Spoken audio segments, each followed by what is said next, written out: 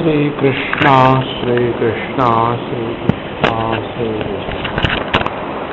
गुरुर्ब्रह्मा गुरुर्विष्णु गुरुर्देवो महेश्वरः गुरु साक्षात् परं ब्रह्म तस्मै श्री गुरवे नमः। तस्मै श्री गुरवे नमः। महाकाश और घटाकाश। जब महाकाश है तो उस समय भी उस पर किसी भी वस्तु का प्रभाव नहीं रहता, चाहे महाकाश में पृथ्वी हो, जल हो, अग्नि हो या वायु। उसी प्रकार से जब ये महाकाश एक घट के अंदर में घटाकाश बन जाता है, उस समय में भी उस आकाश पर माने घटाकाश पर किसी भी वस्तु का प्रभाव नहीं पड़ता। देखो, लेकिन हम लोगों का जो पहला ज्ञान है ना, वो ज्ञान हमारा सत्यानाश कर देता है। पहला क्या ज्ञान है? पहला ज्ञान है फिर वो जो हमारे संस्कार है, हमारी जो पुराने जमाने की वासनाएं है, उसका क्या करना? खिचड़ी बनाओ। देखो, इसीलिए हमारा ध्यान कहाँ है? हमारा ध्यान चॉकलेट की तरफ है। एक चॉकलेट प्लस एक चॉकलेट माने 2 चॉकलेट। नहीं, वो तो ठीक है 2, लेकिन वो चॉकलेट का क्या हुआ? देखो,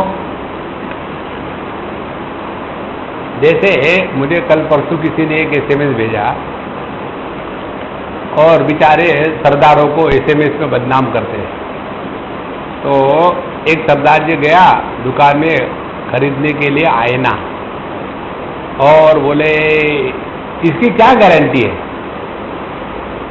तो बोले 100 मंजिल की बिल्डिंग पे चढ़ जाओ और वहां से नीचे आईना फेंक दो तो 99 तल्ले नीचे आने तक टूटेगा नहीं। बोले ठीक है, फिर दे दो। अब इसके बाद यदि कोई प्रश्न पूछेगा कि फिर वो आईना टूटा कि नहीं टूटा, तो वो आदमी ने आईने में मुंह देखना चाहिए। देखो, इसी प्रकार से जो महाकाश है उसमें जो घटाकाश है, यह केवल औपाधिक है। तो जैसे महाकाश पर किसी भी वस्तु का प्रभाव नहीं होता, संस्कार नहीं पड़ते, उसी प्रकार से घटाकाश के आकाश पर भी किसी का भी प्रभाव नहीं पड़ता। देखो, संस्कारों को अपने दिमाग से निकाल डालो। कैसे? हमारी आंखें रूप रंग इत्यादि देखती रहती है, आंखों पर संस्कार पड़ते हैं क्या?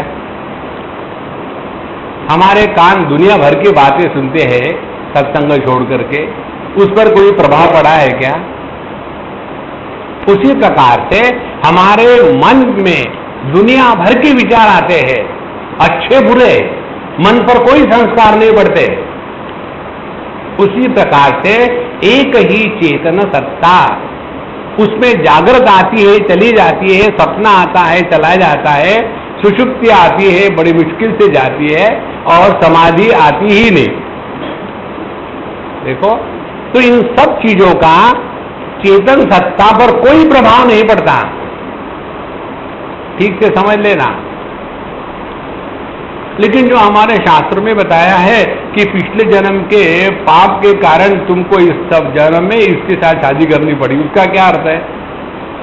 देखो, बेवकूफों के प्रश्नों का उत्तर समझदारी कभी नहीं होता। जहां हमारा ध्यान शुद्ध तत्व की तरफ है, वहां कोई भी संस्कारों का प्रसंग विषय निरर्थक है। इसीलिए आत्मा ही आकाशवत् जीवैहि घटाकाशैहि व उदितः घटादिवच्च संघात ही जाता हुए एतन निदर्शनम। जैसे मटका तैयार हुआ, उसी के साथ साथ घटाकाश तैयार हुआ। उसी प्रकार से जहां स्थूल देह निर्माण हुआ, उसी में चेतना जीव के रूप से प्रकाशित हो रही है। जब मटका टूटा तो घटाकाश कहां गया? एक मटके से हटकर के दूसरे मटके में। इसी प्रकार से जब ये देह नष्ट हो जाता है तो सिनेमा खल्लास, कुछ नहीं आगे बढ़ता। इस प्रकार से आगे बताते हैं, घटादिषु प्रलीनेषु घटाकाशादयो यथा आकाशे संप्रलीयन्ते तद्वज्जीवा इहात्मनि। जैसे घट का नाश होने के कारण घटाकाश महाकाश में विलीन हो जाता है। अब इस वाक्य के देखो, घटाकाश महाआकाश में विलीन हो जाता है, माने पहले कोई अलग था क्या? वो भी अलग था ही नहीं। आपने कहीं देखा होगा, समझो गंगा जी की धारा बह रही है, बीच में एक छोटा सा कोई टीला आ गया, पहाड़ी आ गई, तो गंगा जी चलते चलते ऐसी बाइफरकेट हो जाती है, बीच में पहाड़ी है, और ऐसे दो धाराएं जाकर के फिर मिल लेती है। तो क्या पानी डिवाइड हुआ? पानी डिवाइड नहीं हुआ। इसी प्रकार से एक ही चेतन सत्ता भिन्न भिन्न उपाधियों के माध्यम से अभिव्यक्त हो रही है, तो उस समय चेतना में भी कोई खोट नहीं आती, और चेतना की जो वैयक्तिक अभिव्यक्ति है उसमें भी कोई खोट नहीं आती। लेकिन हमारा ध्यान ना तो चेतना के तरफ है, ना तो अभिव्यक्ति की तरफ है। हमारा ध्यान कहाँ है? व्यक्ति के तरफ। व्यक्ति का त्याग कर दे और अभिव्यक्ति के तरफ चले जावे, अभिव्यक्ति का त्याग कर दे और जो अभिव्यक्त हो रहा है उसके तरफ चले जाए, यही साधना की प्रक्रिया है। और इसीलिए हमारे शास्त्रों में ये जितने प्रसंग आते हैं, जीव कहो, जगत कहो, ईश्वर कहो, इन सब का तात्पर्य केवल अपने स्वरूप के प्रति समर्पित होने के लिए। अब यह परमात्मा, आत्मा, चेतन सत्ता, ब्रह्म, जो मर्जिया कह लो, किस प्रकार से इस जगत के किसी भी उपाधि के कारण स्पर्शित नहीं होता। जैसे महाकाश में चाहे आग लगे, तूफान रहे, बारिश आवे, उसका कोई प्रभाव नहीं। उसी प्रकार से जो घटाकाश है उसमें चाहे आप दारू रखो, चाहे दूध रखो, उससे घटाकाश ना तो अपवित्र होता है ना तो पवित्र होता है। ये बताने के लिए आगे कहते हैं, यथैकस्मिन् घटाकाशे रजो धूमादिभिर्युते न सर्वे संप्रयुज्यन्ते तद्वज्जीवा सुखादिभिः। जैसे घटाकाश, जो मटके के अंदर जो आकाश है, उसमें कोई भी वस्तु रखने या न रखने से आकाश पर कोई प्रभाव नहीं होता, उसी प्रकार से ध्यान से सुनना, जीव भी सुख दुख के द्वारा प्रभावित नहीं होता। ध्यान से सुनना, दुखी भी नहीं होने देते।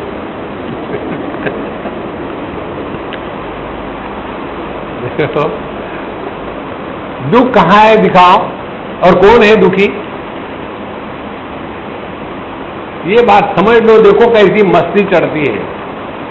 इसीलिए जो हम कहते हैं हम दुखी है, ये खुल्लम खुल्ला झूठ है। कोई दुखी नहीं है। हाँ, बेवकूफ है, दुखी नहीं है। दुखी ना होते हुए भी अपने को दुखी कहते हैं, इससे बड़ी बेवकूफी और क्या होगी। देखो, यदि हम दुखी है तो उसका त्याग करना संभव है क्या? नहीं। और यदि हम दुखी नहीं है तो उसका त्याग करना संभव है क्या? नहीं। तो जैसे घटाकाश कभी भी किसी भी वस्तु के द्वारा प्रभावित हो ही नहीं सकता, क्योंकि घटाकाश नाम की कोई वस्तु थोड़ी है तो महाकाश ही। उसी प्रकार से यह जो जीव है वह भी किसी भी प्रकार से सुख दुख के द्वारा प्रभावित नहीं होता। अब इसके ऊपर अपने स्वयं के अनुभव ले लो। इसमें आपको एक मैं सिद्धांत बताता हूं, उस सिद्धांत को यदि आप पकड़ लो तो बड़ा आनंद आएगा। सिद्धांत ये है, जो वस्तु हमारे मन में प्रवेश नहीं करती उस वस्तु का हमारे लिए अस्तित्व नहीं है, लेकिन बाकी लोगों के लिए है ना। क्यों परेशान होते हो लोगों के लिए? अपने को देखो ना। अब जैसे हमारी बीबी नहीं, भगवान की दया से अब जितने भी हमारे पास आते हैं, टोपी वाला बीबी वाला, टोपी वाला बीबी वाला मैंने क्या है, जिसको बीबी ने टोपी पहनाई है वो, तो जब ये आ जाते हैं तो मैं परेशान हो जाऊं क्या? पता नहीं लोगों की बीबियां वो बेचारे हस्बैंडों को बड़ी परेशान करते, क्या करे, तुमको क्यों परेशानी हो, तुम्हारी बीवी है कि नहीं, मौज में रहो। देखो, और हम भी किसी की बीवी से परेशान होते, पब्लिक के, हाँ अपने बीवी से, और वो भी परमानेंटली। हाँ, जब वो सामने होती तब, जब वो गई तो खुश। एक बार ये सब समझ लो, सिद्धांत एकदम सहज बात हो जाती है। जिस वस्तु को हम अपने हृदय में प्रवेश देते हैं वही वस्तु हमारे लिए सुख दुख का कारण बनती है, अन्यथा नहीं। और ये जो ना समझी है इसी को हमको त्यागना है। सर्वरूप समाख्याश्च विद्यन्ते तत्र तत्र वै आकाशस्य न भेदोस्ति तद्वत् जीवेषु निर्णयः। देखो, जैसे एक ही आकाश है और 4-10 प्रकार के मटके उसमें हैं, और ये भिन्न प्रकार के मटके होने के कारण आकाश का आकार भिन्न हो गया, मान लिया। किसके कारण? उपाधि के कारण। दूसरी बात, भिन्न भिन्न मटकों का प्रयोजन भिन्न है। एक में पानी रखा है, एक में दूध रखा है, एक में दही रखा है, एक में गोमूत्र रखा है, एक में गोबर रखा है, रख लो। तो उनके आकार अलग है, उनके प्रयोजन अलग है। ये होने के कारण क्या वो महाकाश भेद को प्राप्त हो गया? नहीं। इसी प्रकार से एक ही चेतन सत्ता भिन्न भिन्न उपाधियों से प्रकट हो रही है। स्थूल देह के उपाधि से पुरुष का देह है तो पुरुष, स्त्री का देह है तो स्त्री, गधे का देह है तो गधा, काक्रोच का देह है तो काक्रोच। तो ये भिन्न उपाधियों के कारण चेतन सत्ता पर कोई भी खोट नहीं आती। देखो, इसीलिए ये हमारा जो दृष्टिकोण है ना कि भिन्नता दिखने में आती है लोगों में, वो संस्कारों के कारण। क्यों संस्कारों में फंसे हो? हमको क्या फर्क पड़ता है संस्कारों से? हमारा ध्यान जाना चाहिए अपने स्वरूप के प्रति। देखो, ये संस्कारों के चक्कर में हम अपना सत्यानाश कर लेते। हमारे कन्हैया लाल जी कहते हैं भगवद गीता के 10वें अध्याय में, नीति ही जिगीषिताम हम लोग जितने भी आध्यात्मिक ब्रांड होते हैं ना, वो खामोखाम संस्कृति को लेकर के परेशान होते हैं। देखो, संस्कृति से भविष्य नहीं सुधरता, भविष्य सुधरता है नीति से। नीति बढ़िया होनी चाहिए। ये तो वही पुरानी बातों में फंसे हुए हैं।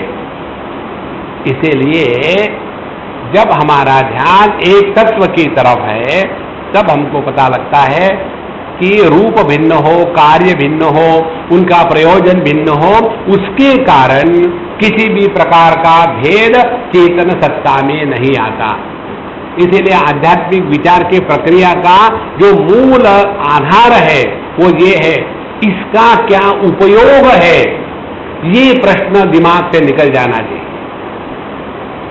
उपयोगिता, यह आध्यात्मिक विचार में प्रतिबंध है। और यदि हम उपयोगिता करने लगेंगे तो क्या होगा? ये जगत सत्य होगा, हम परिचिन्न हो जाएंगे, हम लोगों का भला कर सकेंगे और लोगों को सुधार सकेंगे, लोगों के अच्छे संस्कार बनाएंगे, क्योंकि वो बुरे हैं। किसने निर्णय लिया? हमने निर्णय ले लिया। देखो, इसीलिए यह जो उपयोगिता इत्यादि है इसका त्याग करना है। अब यह जो जीव है, घटाकाश है, यह परमात्मा का ना तो अवयव है ना तो विकार है। ठीक से समझ लेना, ये बहुत महत्व के सिद्धांत है। इसलिए कहते हैं नाकाशस्य घटाकाशो विकार अवयवौ यथा नैवात्मनः सदा जीवो विकार अवयवौ तथा। जैसे जो घटाकाश है वो मूल आकाश का ना तो अवयव माने पार्ट है, ना तो वो विकार है। देखो, जैसे दूध का दही विकार है, इसी प्रकार से घटाकाश महाकाश का विकार नहीं है, या घटाकाश महाकाश का अवयव नहीं है। जैसे ये छोटी उंगली हमारा अवयव है, अवयव संभव है हमेशा परिच्छिन्न वस्तु में, परिपूर्ण वस्तु में अवयव नहीं होता। Parts can be imagined in the infinite, there are no parts in the infinite. पहले हमारे 1 रुपए के 64 पैसे होते थे, आप में से पता नहीं कितनों ने देखे हैं। डब्बू पैसा होता था और एक छेद वाला पैसा होता था। अब हम जब बड़े हो गए, प्रोग्रेस कर गए, तो 1 रुपए के 100 पैसे कर दिए। अब पता नहीं और ज्यादा प्रोग्रेस हो जाएगा तो 1 रुपए के 1000 पैसे कर देंगे। अपने ही तो हाथ में है। इसीलिए यह जो आत्म तत्व है, इसके विकार या अवयव के रूप में जीव को कभी भी स्वीकार नहीं करना चाहिए। देखो, ध्यान से सुनना। आभूषण और सुवर्ण, सुवर्ण का एक थोड़ा सा टुकड़ा लेकर के उसके आभूषण बनाए, तो उसमें भी नाम रूप अध्यारोपित कर दिया, उसके आकार बदल गए। लेकिन आकाश का, घटाकाश आकार भी नहीं बदलता। देखो, ये बात बहुत ही इतनी सरल है कि समझ में नहीं आती। तो इसी के कारण यह जीव जो है, इसका ना कभी उद्धार हो सकता है, ना कभी सत्यानाश हो सकता है। जब कोई हो तो हो ना सत्यानाश या उद्धार। इसीलिए अब आगे कहता है, यथा भवति बालानाम गगनम मलिनम मलैहि तथा भवति अबुद्धानाम आत्मापि मलिनो मलैहि। जैसे बाल का तात्पर्य है बालानाम अविवेकिनाम, गगनम आकाशम घन रज धूमादि भी मलैहि मलिनम मलवद न गगनम मलवद यथा आत्मा अविवेकिनाम भवति तथा। जैसे आकाश में आकार नहीं है, लेकिन हम जब ऊपर देखते हैं तो आकाश ऐसे डोम शेप दिखता है। उसके बाद आकाश का अपना कोई रंग नहीं है, लेकिन यह आकाश हमको नीलिमा युक्त दिखता है। किसको? अविवेकी व्यक्तियों को। उसी प्रकार से जिनको समझ नहीं है वही कहते हैं यह जो जीव है इसने बड़े पाप किए हैं और इसीलिए इस जन्म में दुखी हो रहा है। आपको वेदांत की साधना करनी है तो 2 चीजों का जीवन में निर्णय लेना है। 2 चीजों का निर्णय ले लिया कि वेदांत की साधना पूरी हो गई। पहली बात, आप देह नहीं हो। देखो, जागृत और स्वप्न दोनों अनुभूतियों में हम जो अनुभव करते हैं वो दोनों अनुभव जागृत के समान ही ठोस होते हैं। स्वप्न का अनुभव, स्वप्न के अनुभूति के समय यह स्वप्न है, ऐसा कभी नहीं होता। देखो, जैसे अभी हमारा अनुभव क्या है कि ये जगत एकदम सॉलिड सत्य है, वैसे ही अनुभव होता है सपने के समय। उसमें हमको कभी अनुभव नहीं होता कि हम सपना देख रहे हैं, लेकिन कब पता चलता है जब उसका त्याग कर दिया, जागृत के अनुभूति में आ गए। अच्छा, एक बार आप जागृत के अनुभूति में आ गए तो उसके बाद सपने में जो बुरे लोग थे उनको सुधारने का प्रयत्न करोगे कि आप कर ही नहीं सकते, क्योंकि आप भी नहीं हो ना। जब स्वप्न पुरुष ही गायब हो गया तो सपने के लोगों को कैसा सुधारेंगे? इसीलिए कोई भी महात्मा यदि दूसरे के उद्धार की बात करता है, अभी सपना देख रहा है, ठीक है, देखते रहो सपना। देखना संतो, आप किसी भी महात्मा का चरित्र देख लो, उन्होंने दुनिया को सुधारने के लिए कुछ नहीं किया है। तुलसीदास जी महाराज ने रामचरितमानस जो लिखा है, लोगों को भगवान राम की कथा मालूम नहीं थी क्या? सबको मालूम थी। फिर स्वांत सुखाय तुलसी रघुनाथ गाथा। इसीलिए जिनके दिमाग में जगत के प्रति सत्यत्व बुद्धि है और जो अपने आप को अन्यों से भिन्न मानते हैं, दूसरों को सुधारना चाहते हैं, वो कभी भी आध्यात्मिक मार्ग में प्रवेश नहीं कर सकते। इसीलिए यह जो अज्ञानियों की दृष्टि है, उन्हीं के अनुसार कि यह जो जीव है बेचारे दुखी है, सबका उद्धार करना चाहिए, सबको मदद करना चाहिए, हम तो डूबे हैं सर, हम पब्लिक को भी साथ लेके डूबे। आजकल मैं एक नया रोग का शिकार बन गया हूं। रोग क्या है? रोग है कि ये जो जवान जवान लड़के हैं, विशेष करके लड़के, लड़कियां कम है, लड़के, उम्र होगी 18, 20, 25, बिलो 30 और डिप्रेशन में चले गए। I don't think I can. They can't take a single decision. और फिर स्वामी जी अब क्या करूं मैं, क्या करूं मैं, क्या करूं मैं, कह लगाओ दो कस के, तब ठिकाने पर आते हैं। इसका कारण मालूम है क्या है? कारण ये है कि उन्होंने जीवन में कभी भी थोड़े भी कष्ट नहीं उठाए। They have become bonsai. देखो, और इसका कारण यही है कि उन्होंने अपने विवेक शक्ति को जागृत नहीं किया है। ये जो डिप्रेशन है ना, it is a luxury of the filthy rich. There is nothing wrong in this world, the most beautiful world. तो ये जो अविवेकी है वही कहते हैं कि अब मैं दुखी हूं, अब मैं कष्ट में हूं, मुझे लगता है मेरे पिछले जन्म के पाप आ गए। स्वामी जी आप हाथ देखते हैं क्या?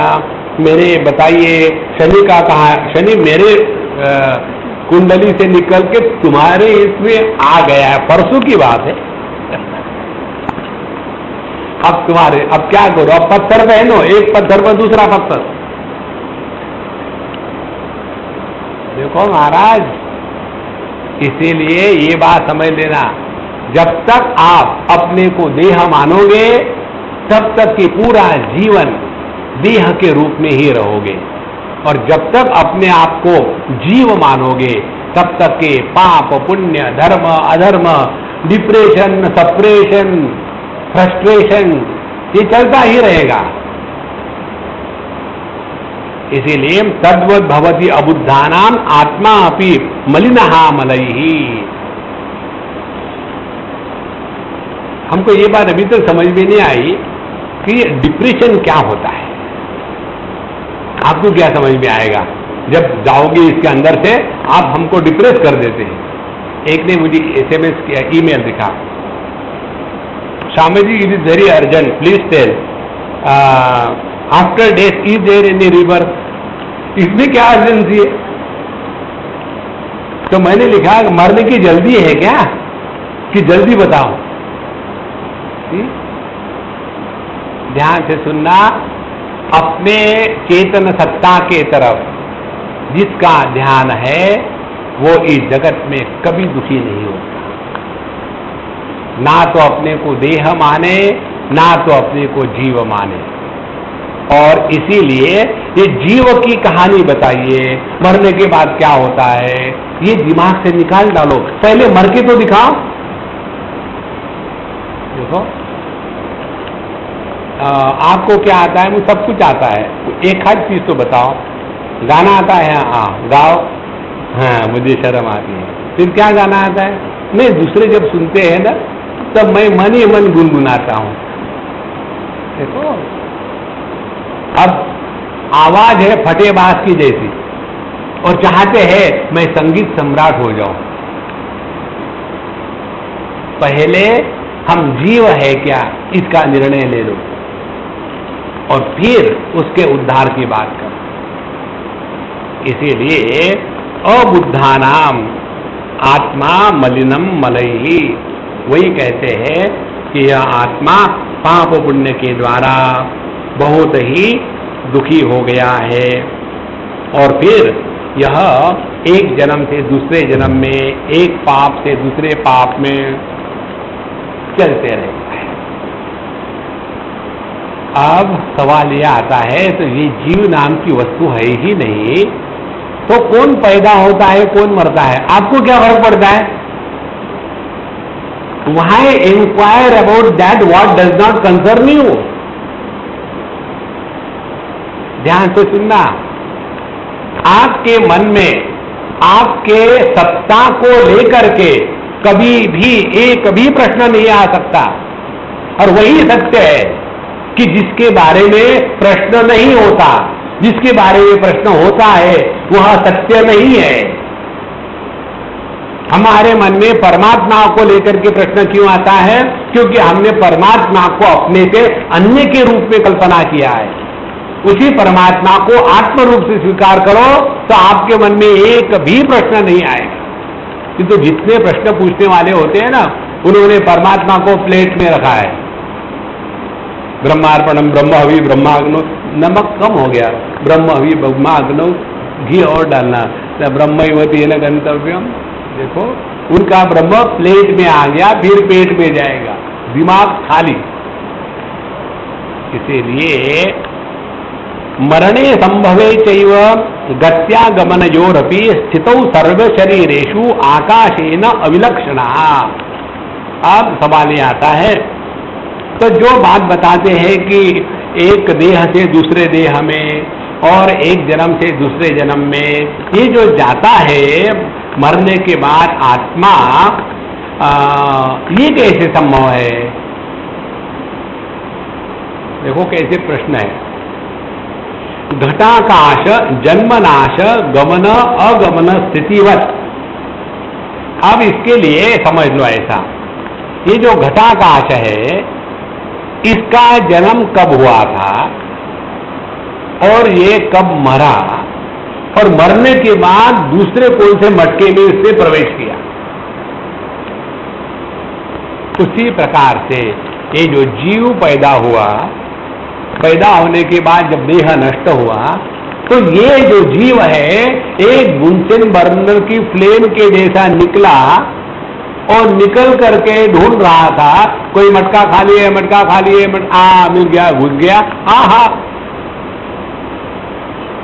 समझने की पूरी चेष्टा करें। हमारे मन से देहात्म भाव और जीवात्म भाव, इन दोनों की निवृत्ति के लिए मांडुक्य उपनिषद का अध्ययन होता है। आपको यदि रोना धोना है तो अनेक ग्रंथ है, रामायण पढ़ो, भागवत पढ़ो, शिव पुराण पढ़ो, स्कंद पुराण पढ़ो, और वहां देखो कैसे एक राजा ने 100 बिया करी, फिर भी बच्चे नहीं हुए, फिर एक महात्मा के पास गए, महात्मा ने कहा ऐसा हुआ, और फिर बड़ा टाइम होता है, और फिर नंद के आनंद भयो जय कन्हैया लाल की 56 भोग लगाओ। कल मेरे से एक सज्जन बात कर रहे थे, बोले स्वामी जी आप हमारे यहाँ भागवत की कथा करिए। हमने कहा आपके यहाँ तो हर रोज 12 महीने अखंड भागवत चल रहा है, कोई ना कोई महात्मा का, मैं और क्या भागवत करूं। बोले क्या स्वामी जी अब हमको कहना नहीं चाहिए, आपको गुस्सा आता है ऐसा कहने से, लेकिन हम कहते हैं। हमने क्या कहते हो? बोले रोज 3 घंटे का भागवत सुबह, 3 घंटे का भागवत शाम को, उसमें तत्व की बात 5 मिनट सुबह 5 मिनट शाम को, पहले दुनिया भर के स्तोत्र कहते रहेंगे तबला पेटी, आखिर में 2 घंटे की आरती होगी और बीच में एक आधी कहानी चुटकुला बता दिया, भागवत कथा खल्लास। देखो तो ये जो है ना मांडुक्य उपनिषद हमारे दिमाग से ये 2 दोष निकालने के लिए है, देहात्म भाव और जीवात्म भाव। तो मरणे संभवे चैव, जन्मना और मरना, ये दोनों बातें जिस प्रकार से घटाकाश की होती है उसी प्रकार से जीव की होती है। अब देखो जब ये घट जो है यहां से हट करके यहां गया, तो उसके अंदर का जो घटाकाश है वो घूम रहा क्या? कितना भी सूक्ष्म विचार करो आप, स्पेस कैनॉट मूव। कारण क्या है? जितनी मूवमेंट होती है वो स्पेस में होती है। तो क्या हो रहा है? ये जो मटका है यह मूव हो रहा है, स्पेस मूव नहीं हो रही है। तो मटके में का आकाश है का वो भी मूव हो रहा है? नहीं। तो उसमें जो पदार्थ है हाँ वो जा रहे हैं यहां से वहां, लेकिन उसमें का जो आकाश है वो कहीं नहीं मूव हो रहा है। इसी प्रकार से जितने भी जीव इत्यादि के प्रसंग है वो इस घटाकाश और महाकाश के दृष्टांत से समझ करके इसी की साधना करना।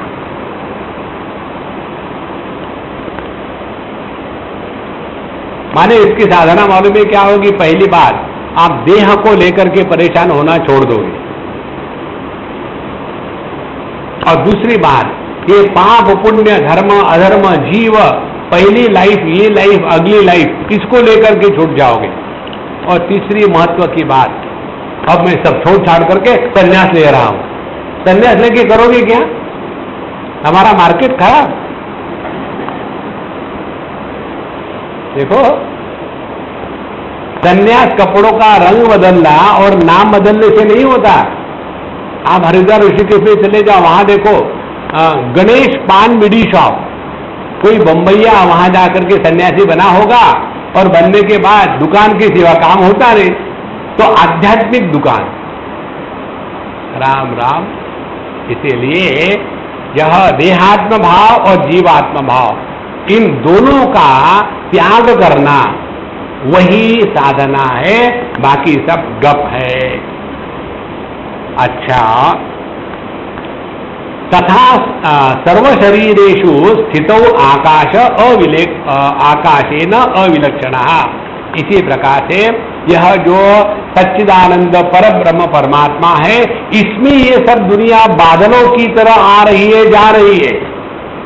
हमने आपको कल जो उदाहरण दिया था मोबाइल फोन का, मोबाइल फोन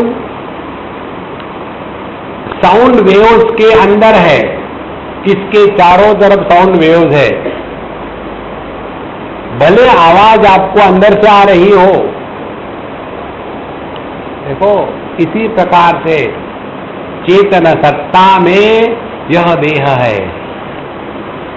तो जब ये फोन यहां से वहां मूव होता है तो साउंड वेव्स मूव नहीं हो रही है। इसी प्रकार से जहां हमने अपने आप को, हम देह के अंदर नहीं है, फिर देह हमारे अंदर है। यही साधना है। फिर एक वस्तु यहां से वहां गई, आकाश को क्या फर्क पड़ा? कुछ नहीं। इसीलिए यह जो जीव का जन्मना मरना इत्यादि है, इससे कोई फर्क नहीं पड़ेगा। संघाता स्वप्नवत् सर्वे आत्मा माया विसर्जिता आधिक्ये सर्वसाम्ये वा नोपपत्तिर ही विद्यते। अब जितने भी देह है, संघात माने देह, जितने देह है सर्वे स्वप्नवत्, सपने के देह जैसे होते हैं वैसे ही है। कैसे? आत्मा माया विसर्जिता, अपने ही माया ने निर्माण किए हुए। देखो, और इसमें आधिक्य सर्वसाम्य। सपने में कैसा होता है? कोई आपको साधु संत मिले, कोई चोर मिला, कोई गधा मिला, कोई लड़की मिली, और कोई दोस्त मिला, और किसी ने आपकी जेब काटी, फिर आपने किसी की काटी। ये जो सब हो रहा है, ये तो सब मन का विजृंभण मात्र है ना। उसमें ऐसा कहेंगे क्या? सपने में जो चोर दिखा था ना वो पापी था, लेकिन जो बाबा जी दिखे थे वो पुण्यवान थे। इसी प्रकार से ये भिन्न भिन्न देह, पुरुष का, स्त्री का, जानवरों का, पशु का, पक्षी का देह का उच्च नीच भाव हो। मनुष्य देह है, देव देह है, गंधर्व देह है, और राक्षस देह है, पिशाच देह है। इनको लेकर के कोई फर्क नहीं पड़ता। उपाधि कुछ भी हो, उपाधि ही है। इसीलिए ये कोई लॉजिक नहीं है। यदि एक ही परमात्मा है तो ये अनेक प्रकार के क्यों हो गए लोग? अनेकता उपाधि की है, परमात्मा की नहीं है। जैसे एक ही आदमी जब अपने ससुराल जाता है तो उसको उतना रिस्पेक्ट मिलता है वहां, तो उसको लगता है कि दुनिया में यदि कहीं जाने का स्थान हो तो केवल अपना ससुराल। और वही आदमी जब घर आ जाता है अपने और पत्नी को फेस करता है तो उसके मन में चिंतन शुरू होता है। इसके घर के यदि ऐसे संस्कार है कि जब जाता हूं तो मुझे ऐसे लगता है कि मैं साक्षात परब्रह्म हूं, सब मेरी अगुवानी करते हैं, और उसी घर की ये लड़की मेरे साथ ऐसा व्यवहार क्यों करती है? तो कौन दुखी हो रहा है? इधर पति दुखी हो रहा है और वहां सन इन लॉ सुखी हो रहा है। मनुष्य ना सुखी है ना दुखी है। ये जो औपाधिक भिन्नता है, आत्मा की भिन्नता नहीं है।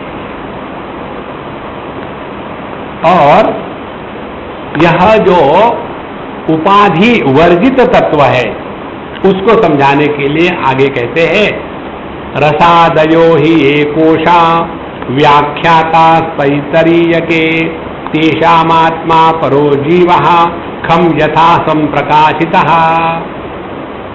हमारे तैत्तिरीय उपनिषद में बताते हैं, पहले अन्नमय कोश, फिर कहते हैं अन्योतरा आत्मा प्राणमय। ये अन्नमय कोश का आत्मा प्राणमय है। फिर कहते हैं प्राणमय कोश का आत्मा मनोमय है। फिर अन्योतरा आत्मा विज्ञानमय, फिर मनोमय कोश का आत्मा विज्ञानमय है। विज्ञानमय कोश का आत्मा आनंदमय है। माने क्या? स्थूल देह से सूक्ष्म प्रत्यक माने करीब, और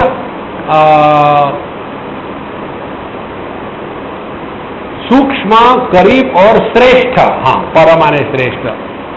तो सूक्ष्म करीब और श्रेष्ठ अन्नमय कोश से प्राणमय कोश है, प्राणमय कोश से मनोमय कोश है, मनोमय कोश से विज्ञानमय कोश, विज्ञानमय कोश से आनंदमय कोश, आनंदमय कोश से परब्रह्म परमात्मा है।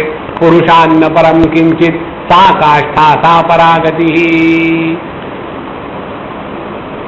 इस प्रकार से हमको जो मालूम है उसका आधार लेकर के जो मालूम नहीं है वो लखाया जाता है। The unknown is indicated through the language of known।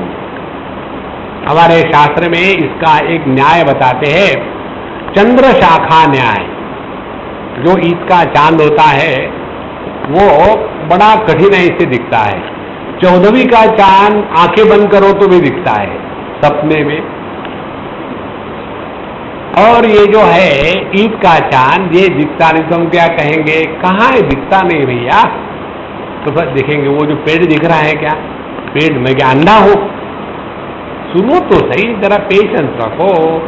अब इसकी जो दहीनी डाली है देखी, हाँ देखी, अब उसमें सीधे चले जाओ डाली पर, मैं यहाँ खड़ा हूँ वहां कैसे जाऊं? अरे बेवकूफ, आंखों से जाओ, ठीक वहां 2 पत्ते दिखते हैं क्या? हाँ दिखते हैं। इन 2 पत्तों के बीच में से आगे चले जाओ, मैं इतना मोटा हूं, इसके बीच में आंखों से जाओ और सीधे देखो, जो दिखता है वो है ईद का चांद। लेकिन फिर वो पेड़ का क्या करूं? उसको देखने के बाद अपने को लटका लेना है। अब ये जो पेड़ दिखाने का प्रयोजन था और डाली दिखाने का प्रयोजन था, 2 पत्ते दिखाने का प्रयोजन किस लिए था? ताकि हमारी दृष्टि उस चंद्रमा पर जावे, इसलिए न। इसी प्रकार से अन्नमय कोश हमको मालूम है, ये पेड़ है। उसके बाद प्राणमय कोश हमको मालूम है, और जो मालूम है उसको बता करके धीरे धीरे अन्योदर आत्मा प्राणमय मनोमय विज्ञानमय आनंदमय, और जब उसका भी त्याग कर दोगे, लेकिन आप यदि कहोगे अभी तो मैं पेड़ पर चढ़ाएंगी, यदि किसी की ऐसी समझ हो कि माने जब तक कि हम स्वयं जाकर के पेड़ पर नहीं चढ़ेंगे और वो डाली तक नहीं जाएंगे और 2 पत्तों के बीच में नहीं जाएंगे, तब तक हमको चंद्रमा का दर्शन नहीं होता, तो ऐसे विद्वान के साथ क्या विचार करना है? ये सब की सब बातें केवल समझदारी की है, कठिनाई कुछ भी नहीं है। इसलिए यह रसादया, रस माने अन्नमय कोश, अन्नमय कोश से लेकर के धीरे धीरे धीरे सभी के सभी पंचकोशों का त्याग हो गया, तो तेषाम आत्मा परहा, आत्मा इन सब से परे है। और फिर जीव क्या है? जैसे घटाकाश है वैसे यह जीव है। माने महाकाश को जब हम घट की उपाधि से लखाते हैं तब उसको घटाकाश कहते हैं। उसी प्रकार से परब्रह्म परमात्मा को पंचकोशों की उपाधि से जब लखाते हैं तब उसको जीव कहते हैं। लेकिन घटाकाश कहने के बाद भी महाकाश में कोई खोट नहीं आती। इसी प्रकार से परमात्मा को जीव कहने से भी परमात्मा में कोई खोट नहीं आती। यह जो तत्व है इसको केवल समझदारी से ही स्वीकार किया जा सकता है। जो दुख नासमझी का है वो केवल समझदारी से ही ठीक हो सकता है। देखो, इसीलिए रसादयो ही ये कोशाः व्याख्याता तैत्तरीय के येषामात्मा परः जीवः खम यथा संप्रकाशिता। जैसे हम लोगों ने पहले ही बताया अद्वैत प्रकरण में आत्मा ही आकाशवत इत्यादि श्लोक ही। अच्छा, अब यही बात, कौन सी बात? जो आत्मा अंदर है वही बाहर है। ध्यान से सुनना, जब हम कहते हैं घटाकाश और महाकाश, माने जो आकाश मटके के अंदर है वही बाहर है। माने क्या हो गया? माने आकाश में अंदर और बाहर ये 2 कल्पना करी गई है। किसके कारण? घट की उपाधि के कारण। देखो, ऐसा एक एक्सपेरिमेंट करके देखो। ये उंगली अभी महाकाश में है, अब ये उंगली चली गई घटाकाश में। अब मैंने यहां से घट को हटा लिया, अब उंगली कहाँ है? तो पहले कहाँ थी? महाकाश में। माने ये घटाकाश में है, ये हम इसलिए कहते हैं कि हमारा ध्यान आकाश के तरफ से हट करके घट के तरफ आया था, इसलिए। इसी प्रकार से जब हमारा ध्यान चेतन सत्ता से हट करके ये पंच कोशों में आ जाता है न, तभी जाकर के हम देह के अंदर है, दुनिया देह के बाहर है। हम देह के अंदर है और भगवान बादलों के ऊपर है। और जब आप साउंड स्लीप लेते हो खर्राटे मार करके, और उस समय आप देह के अंदर हो कि देह के बाहर हो, देह को मारो गोली अपने, फिर कमरे के अंदर हो कि कमरे के बाहर हो। हमको ये समस्या हमेशा आती है। कई बार यहां से गए वहां गए, वहां से वहां गए, सोने के बाद जब उठते हैं, इवन दिन के समय हमको कई बार होता है। जैसे अभी मैं यहाँ आया लोनावाला से, तो सुबह से हम गए थे घूमने के लिए, रात को आते आते 10 बज गए।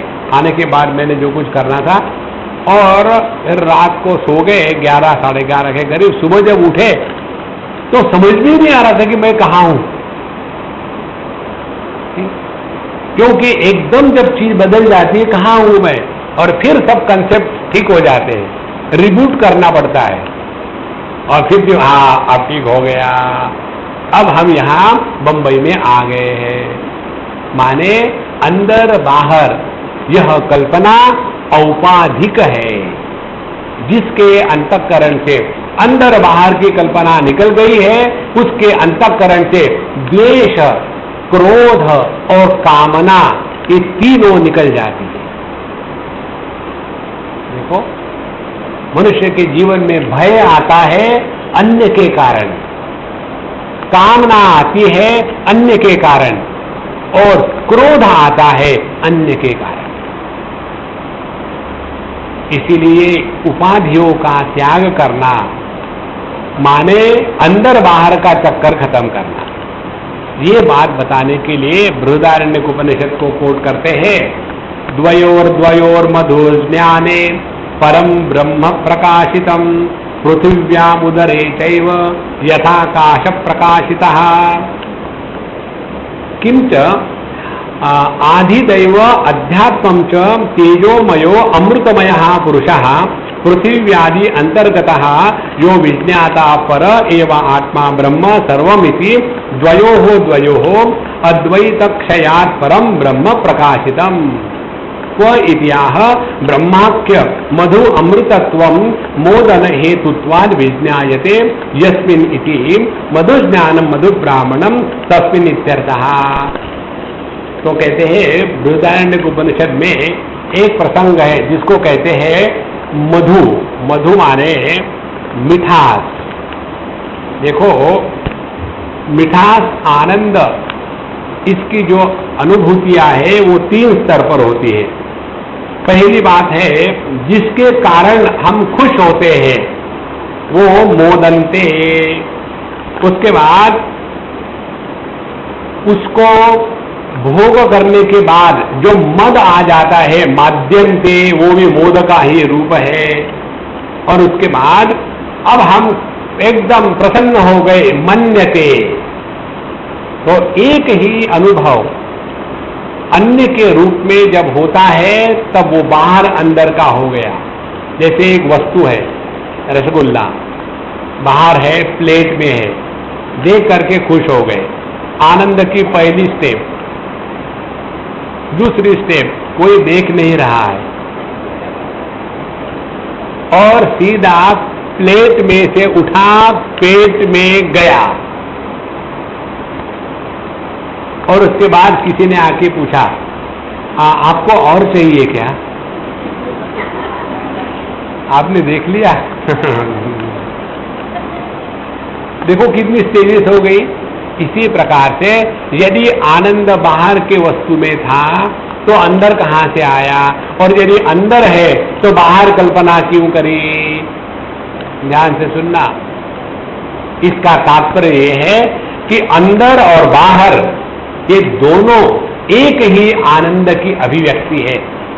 वहां एक नहीं, दो नहीं, अध्यात्म और आधिदैव ये पेयर्स बताई है। मैं आपको पढ़ के बताता हूं।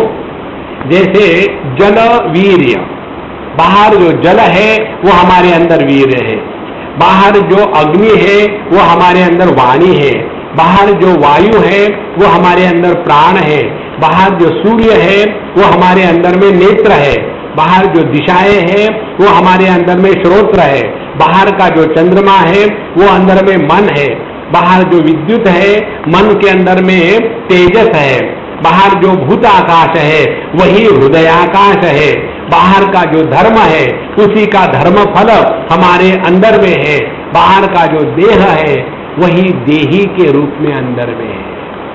तो यह जो अंदर बाहर की बातें हैं ना, यह केवल औपाधिक है। देखो, यदि बाहर हवा न हो तो अंदर की हवा गायब हो जाती है, यदि बाहर अग्नि उष्णता ना हो तो अंदर ठंडे हो जाते हैं। माने एक ही तत्व में उपाधि के कारण अंदर बाहर की कल्पना करी जाती है। इसीलिए एक ही तत्व है। और उदाहरण देते हैं, पृथ्व्याम उदरे चैव यथाकाशः, जो आकाश बाहर है और जो खदानें होती है, लोहे की खदानें और अपने कोयले की खदानें, सोने की खदानें। हम साउथ अफ्रीका में गए थे, वहां सोने की खदानों में हम गए और बाकायदा उनके जो यूनिफॉर्म में पहन करके, और वो एक लिफ्ट के द्वारा काफी नीचे ले जाते, पता नहीं कितना, और फिर वहां अंदर में जाकर के टनल है और उन टनलों में आपको जाना पड़ता है और वहां समय है और कुछ ऑक्सीजन दे देते हैं, खूब डीप है। तो अंदर का, पृथ्वी के अंदर में जो आकाश है और जो बाहर का खुला आकाश है, इसमें कोई फर्क है क्या?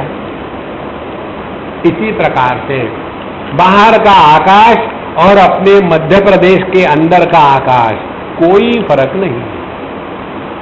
इसी प्रकार से साधना करने का ये सबसे श्रेष्ठ तरीका हमारे दृष्टि से है, अपने को देह के स्थान पर रखने के बजाय आकाश के स्थान पर रखो। तो जैसे आकाश में देह है, इसी प्रकार से ये देह के विकार, देह के प्रकार हमको परेशान नहीं करेंगे। फिर कोई हमारा मित्र नहीं है, फिर कोई हमारा शत्रु नहीं है, फिर ना किसी पर लेकर के कोई संदेह है, ना कोई को किसी को लेकर के द्वेष है। यह तभी हो सकता है कि जब हमने अपने को आकाशवत स्वीकार किया है। अब देखो ना, हमने अपने आप को देह माना ही तो है ना, जाना थोड़ी है, माना ही है।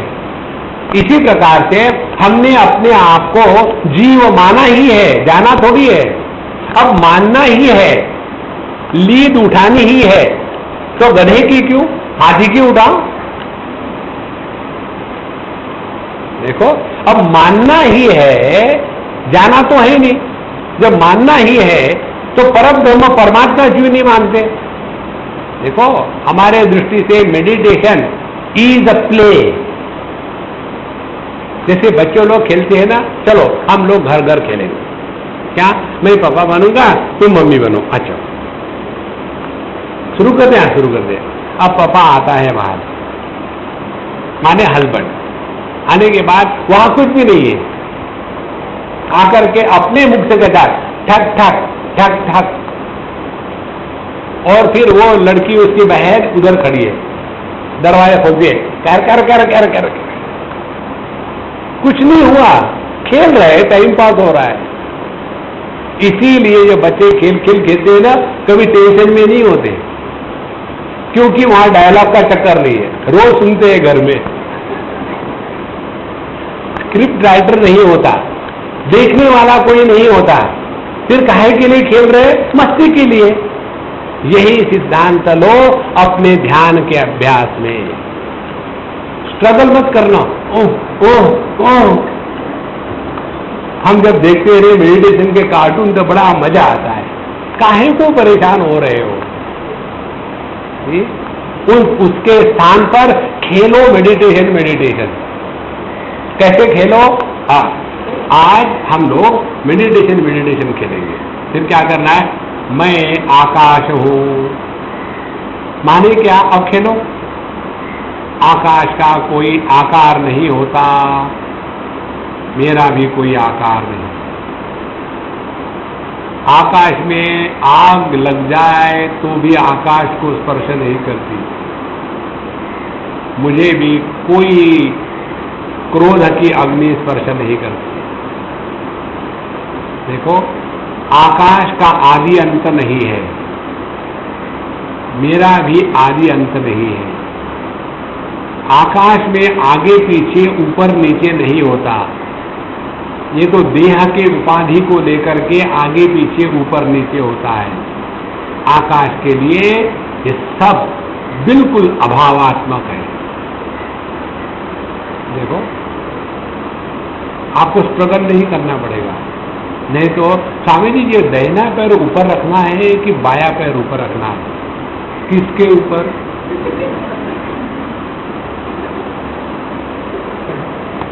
हम आपको जो बताते हैं ना, ऐसे ऐसे प्रश्न आते हैं, हमको मजा आ जाता है। स्वामी जी, ध्यान कहाँ लगाओ? अपने घर में? नहीं, वो लोग कहते हैं कि नाक के ऊपर लगाओ। हाँ, लगाओ, लेकिन किसका नाक? पत्नी का कि पति का कि भाई का कि बहन का? संप्रेक्ष नासिकाग्रम स्वम, अपना नाक। अच्छा, अपना नाक। इसी में फंसे रहो, आपको कभी कुछ नहीं मिलेगा। देखो, मेडिटेशन का फ्रस्ट्रेशन और ये खाते पीते घर के जवान लड़कों का फ्रस्ट्रेशन, इसका एक ही कारण है। कारण क्या है? हर चीज मिल गई है ना, मेहनत नहीं करनी पड़ी। बाप बेवकूफ था, कमा के खूब मोटा किया। मेहनत कहाँ करी? कहीं तकलीफ नहीं, कहीं कष्ट नहीं, कोई चैलेंज नहीं, एकदम बोनसाई के जैसे हो गए। और जिस व्यक्ति को जीवन में कुछ भी अप्राप्त नहीं है, वो जल्दी फ्रस्ट्रेट हो जाता है। देखो, तो ऐसे वस्तु के प्राप्ति के पीछे लगो कि जो प्राप्त नहीं होगी जल्दी, फिर आप फ्रस्ट्रेट नहीं होगे। उदाहरण के लिए कंट्रोल ऑफ माइंड, लगे रहो मुन्ना भाई, खत्म नहीं हो सकता। ठीक? या दूसरा टेक्निक क्या? भगवान का दर्शन करना है, पता नहीं भगवान को भी हुआ कि लगे रहो। इसीलिए आध्यात्मिक मार्ग में हमको उसकी प्राप्ति कराते हैं कि जो प्राप्त नहीं हो सकता। ध्यान से सुनना, इट इज नॉट अप्राप्त से प्राप्ति, प्राप्त से प्राप्ति। वो अपना स्वरूप ही है, हम भटक रहे हैं। जैसे एक कुत्ता अपने दुम को पकड़ने के लिए चक्कर खाता रहता है, वैसा ही मेडिटेशन है और कुछ नहीं है। कुत्ता कम से कम सिंसियरली करता है।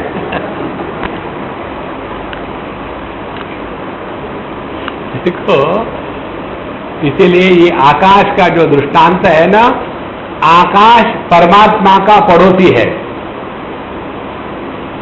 उपनिषद में क्या आता है? तस्माद आत्मनः आकाश संभूतः। आकाश से पहले कौन निकला? आत्मा से पहले कौन निकला? आकाश।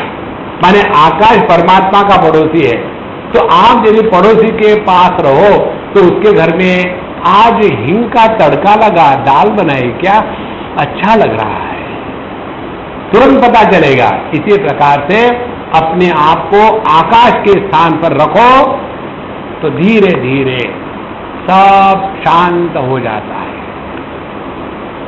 और यही है देहात्म भाव और जीवात्म भाव, इन दोनों से हटने का एकमात्र तरीका। नहीं तो पति पत्नी को लेकर के डाउट करता है, पत्नी पति को लेकर के डाउट करती है, माँ बाप बच्चों को लेकर के डाउट करते हैं, बच्चे माँ बाप को लेकर के डाउट करते हैं। पूरा का पूरा संशयात्मा सत्यानाशति, सबका सत्यानाश ही सत्यानाश। इसीलिए जो अंदर है वही बाहर है, उसको रखो, बाकी सब बेकार है। जीवात्मरोनन्यत्व अभेदेन प्रशस्यते नानात्वं निंदते यच्च तदेव ही समंजसन। इसीलिए एक आत्मा में जो उपाधि के कारण अनेकता कही गई है वह गलत है। देखो हमारे शास्त्रों में जो प्रसंग आता है ना, अनेक जीव है और वो अनेक जन्म लेकर के पाप पुण्य करके भटकते रहते हैं। इस प्रसंग का प्रयोजन क्या है, इसको ठीक से समझ लेना। जब हमको प्रयोजन नहीं समझ में आता है ना, तब हम गलत फहमी में चले जाते हैं। जैसे हम लोगों ने सबने किया होगा बचपन में, नॉर्मली माँ जो होती है ना वो हमको बिगाड़ती है और बाप हमको ठीक रखना चाहता है। जो ठीक रखना चाहता है वो हाथ में ब्रश थोड़ी लेगा, तो हाथ में छिन्नी और हथौड़ी लेगा, तभी तो ठीक रखेगा ना। उस समय बच्चों को क्या लगता है, daddy is a dam Hitler. लेकिन जब तक हिटते नहीं तब तक हम ठिकाने पर नहीं आते। उस समय समझ में नहीं आती बात, और वही बड़ा होने के बाद पता चलता है यदि उस समय डिसिप्लिन नहीं लगाई होती तो आज हम बकवास हो जाते। देखो महाराज, इसीलिए अपने शास्त्रों का प्रयोजन क्या है, बाप को बच्चे को मारने में आनंद थोड़ी आता है।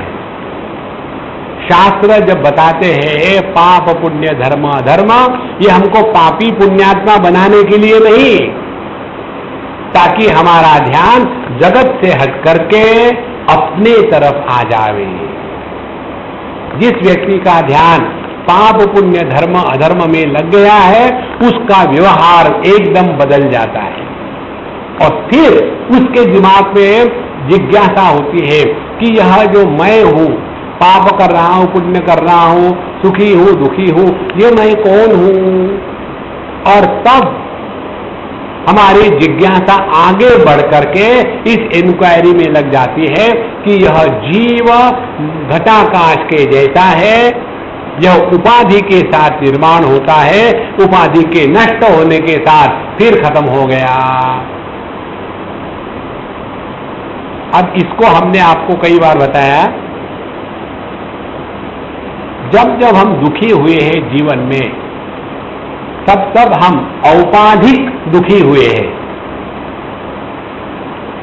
मनुष्य रूप लेकर के कोई दुखी नहीं होता। हम दुखी होते हैं पति पत्नी भाई बहन हिंदू मुसलमान, इसी को लेकर के दुखी होते हैं। मनुष्य को लेकर के कोई दुखी नहीं होता। और ये जितने भी है ना, ये सब उपाधि के कारण है। तो एक ही मनुष्य उपाधि के कारण पति बनता है, बाप बनता है, बच्चा बनता है, भाई बनता है, दुश्मन बनता है। उपाधि के कारण अनेकता उस पर अध्यारोपित करी गई है। इसी प्रकार से एक आत्म तत्व में उपाधि के कारण अनेकता प्रतीत होती है, होती नहीं। ये बात जब गले उतरेगी ना, तब आपको साधना करनी नहीं पड़ती। जैसे प्यार करते थोड़ी है। आप सभी पढ़े लिखे लोग हैं, कहीं ऐसा कॉलेज है क्या कि जहां बताते हैं कि प्यार कैसा किया जाए?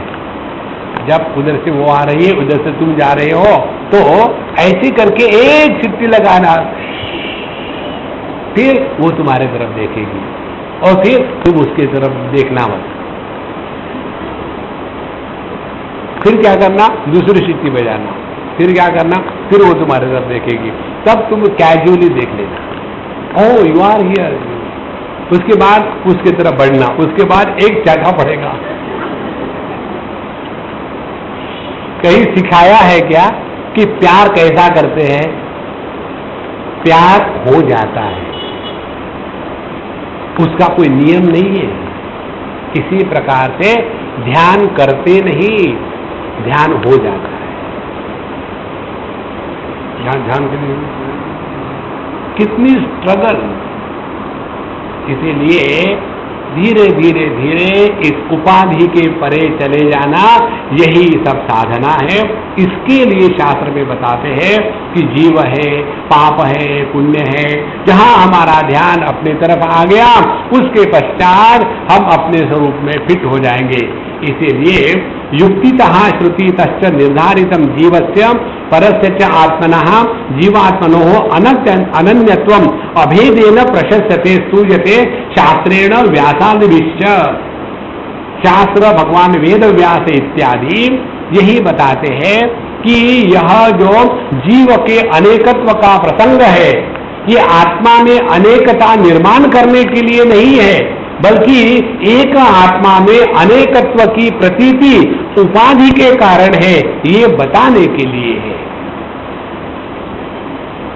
और सर्व प्राणी साधारणकम स्वाभाविकम शास्त्र बहिष्कृत ही कुतार्किक ही विरचितम नानात्व दर्शनम निंद्यते।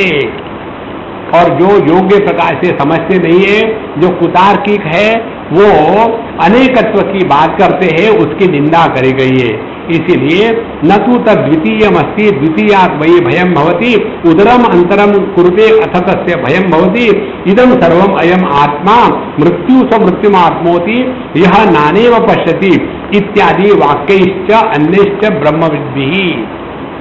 तो हमारे जितने उपनिषद है, शास्त्र ज्ञाता है, साधु संत है, उन्होंने यही बताया है, जहां इतना भी भेद होगा वहां भय होगा, कामना होगी, क्रोध होगा। तो जब तक के इस एक तत्व को हम आत्म रूप से नहीं पहचानते, तब तक के हमारे सभी शास्त्रों का अध्ययन निरर्थक हो गया है। सभी शास्त्रों का प्रयोजन केवल इस अद्वैत के सिद्धि में ही है और कोई उसका दूसरा प्रयोजन नहीं। लेकिन फिर शास्त्रों में जो बताते हैं ना, पाप किया पुण्य किया, इसका क्या कारण है, इसका क्या प्रयोजन है, वो बताते हैं 14वें सूत्र में, जीवात्मनो पृथक्त्वं यत् प्रागुत्पत्ते प्रकीर्तितम भविष्यत् वृद्ध्या गौणम तत् मुख्यत्वं हि न युज्यते। तो शास्त्र में जो जीव की अनेकता स्वीकार की है, जगत के निर्मिति के पूर्व वह गौण है, इट इज नॉट प्राइमरी। अब प्राइमरी और मुख्य, इसको ठीक से समझ ले। जैसे देखो, एक दिन हम लोनावला की बात है, हमने दोपहर को उठे और पानी रखा गैस पर और वेट कर रहे थे, अब ये उबलेगा तो फिर उसमें चाय पत्ती डाल करके चाय बनाएंगे। उतने में भगवान ने भेजे हुए एक ज्ञानी महापुरुष पहुंच गए। स्वामी जी आप क्या कर रहे हैं? मैं चाय बना रहा हूं। स्वामी जी आप झूठ भी बोलते हैं। हमने कहा हाँ, आप तो पानी गर्म कर रहे हैं ना, तो चाय बना रहे हैं ऐसा क्यों कहा? अब देखो, इसको ध्यान से समझ लेना, चाय तो बनी नहीं ना अभी, लेकिन जो पानी गर्म किया जा रहा है, किस लिए किया जा रहा है? चाय के लिए। तो चाय बनाना ये मुख्य हो गया और पानी गर्म करना ये गौण हो गया। इसी प्रकार से परमात्मा एकमात्र है, यह मुख्य हो गया। जीव अनेक है, पाप करते हैं, पुण्य करते हैं, धर्म करते हैं, अधर्म करते हैं, पिछला जन्म, ये जन्म, अगला जन्म, दान धर्म, गौ माता की जय, ये सब की सब जो बातें हैं ना, इन सब का प्रयोजन तत्व के तरफ लखाने के लिए। तो ये जो तीन प्रसंग शास्त्र में आते हैं मूल रूप से, एक है जीव का प्रसंग, दूसरा है जगत का प्रसंग, तीसरा है ईश्वर का प्रसंग। और इस तीनों को बुला करके पिछला जन्म, ये जन्म, अगला जन्म, ये सभी के सभी प्रसंग एक तत्व को लखाने के लिए है कि जो अंदर है जीव के रूप में, वही बाहर है जगत के रूप में। जो जीव और जगत का नियंत्रण करने वाला मानो इनसे अलग है, वो भी वही है। इस प्रकार से बताने के लिए इसका प्रयोजन है, ना कि नानात्व की सिद्धि करने में। यतो वा इमानि भूतानि जायन्ते यथाग्ने क्षुद्रा विस्फुलिंगा तस्माद् वा एतस्माद् आत्मना आकाश संभूतः तदैक्षत तत्तेजो असृजत इत्यादि उपपत्ति अर्थ उपनिषद वाक्येभ्यः प्राक् पृथक्त्वं कर्मकांडे प्रकृतितम यत्तन्न परमार्थम।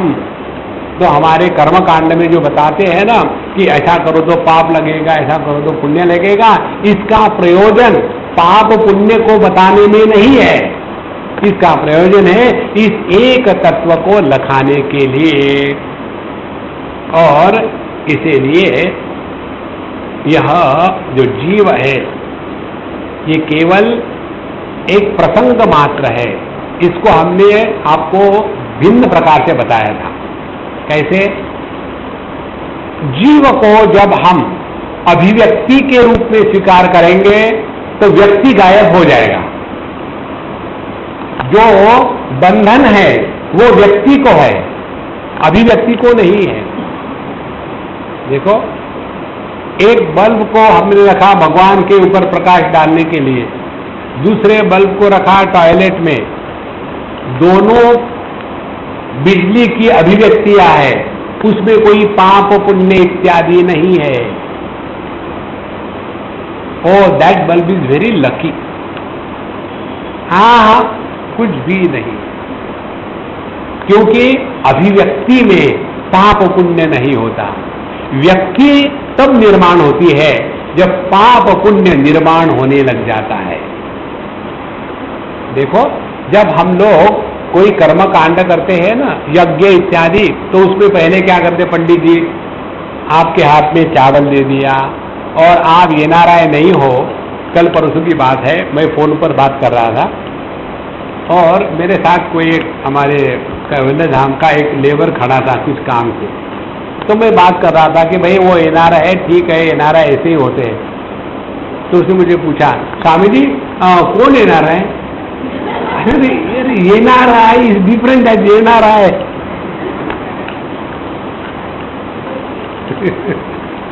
जाकी रही भावना जैसी, हम वैसा ही सुनेंगे समझेंगे कि जो हमको समझना है। इसीलिए इन सब चीजों का तात्पर्य केवल अपने स्वरूप को लखाने में है। तो ये तात्पर्य 15वें मंत्र से आगे बताएंगे कि किस प्रकार से सृष्टि का निर्माण इत्यादि के द्वारा केवल तत्व का प्रतिपादन हो रहा है, अनेकता का प्रतिपादन नहीं हो रहा है। जो अनेकता का प्रतिपादन करता है, समर्थन करता है, वो अज्ञानी है, वो पंथी है, वो स्वयं दुखी है और दूसरों को सुखी नहीं देखना चाहता। ओम पूर्णमदः पूर्णमिदं पूर्णात् पूर्णमुदच्यते पूर्णस्य पूर्णमादाय पूर्णमेवावशिष्यते। ओम शांति शांति शांति। हरि ओम। श्री गुरुभ्यो नमः। हरि ओम।